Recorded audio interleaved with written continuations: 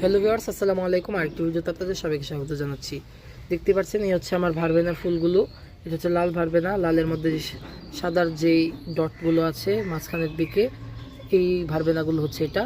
এই গাছটাকে কিন্তু এখন আমি পিঞ্চিং করছি, মানে প্রচুর ফুল কেটে নিচ্ছি। গাছ থেকে যে সকল ফুল এবং কুড়ি ছিল সবই কেটে নেব, কারণ আমার গাছটাকে কিন্তু আর একটু ঝাঁকড়া করতে হবে এবং গাছটাকে জীবিত রাখতে হবে, যেহেতু আমি গাছটাকে বাঁচিয়ে রাখতে চাচ্ছি। এখন কিন্তু আমার ফুল নিলে চলবে না, এই গাছটাকে বাঁচিয়ে রাখতে হবে আগামী বছরের জন্য। এই কারণে কিন্তু আমি সব ফুল তুলে নেব। আর যে আগের গাছটা আছে এটা কিন্তু সেটা না, যে গাছে কিছুদিন আগে প্রচুর ফুল ফুটেছিল। এই যে সাদা পারবেনা থেকেও কিন্তু ফুল ছিঁড়েছি। এই যে এটাও কিন্তু, এগুলো কিন্তু আমার পুরনো গাছ না, ওগুলো থেকে কাটিং করে চারা করা। আমি জানি না পরবর্তীতে কাটিং করে চারা করা যাবে কিনা, শীত চলে গেলে, তাই আগের থেকে কাটিং করে তুলে রেখেছি। এখন কিন্তু যেটা কাজ, এই ফুল থেকে কিন্তু গাছগুলোতে কিন্তু কুড়িগুলো ছেটে দিতে হবে, তাহলে কিন্তু গাছটা বেশি দিন বেঁচে থাকবে এবং গাছটা ঝাঁকড়া হবে। তাহলে সেখান থেকে আপনারা চাইলে আবার কাটিং করার চেষ্টা করতে পারেন। আমি কিন্তু আমার লাল ভারবেনার সবগুলো ফুল ছিঁড়ে নিয়েছি, আর আগেই কিন্তু আমি আমার গোলাপি ভারবেনার সবগুলো ফুল ছিঁড়ে নিয়েছিলাম।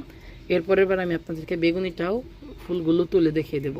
ধন্যবাদ সবাইকে, আসসালামু আলাইকুম।